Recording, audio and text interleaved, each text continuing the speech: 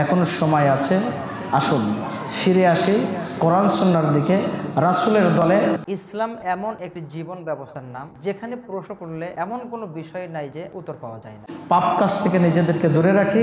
দুনিয়ার জীবন কয়দিনের, পৃথিবী যে অবস্থার দিকে যাচ্ছে, কখন কি অ্যাটম বোম মারে না কি মারে, কি পারমাণবিক বোমা হামলা হয় কি না হয়, কিছুই বোঝা যাচ্ছে না।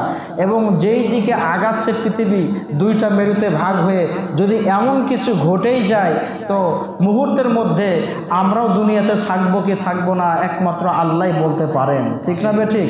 তা আমাদেরকে সবসময় তৈরি হয়ে থাকতে হবে ইমানি হালতে। কি অবস্থায়?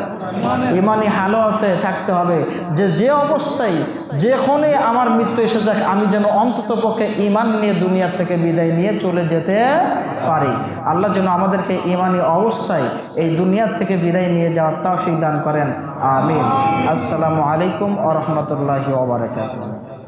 তোমরা যা জানো না তা তোমরা জেনে নাও। আল্লাহ সুবহানাহু ওয়া তাআলা এইভাবে বলেছেন, ফাসআলু আহলা যিকরি ইন কুনতুম লা তা'লামুন।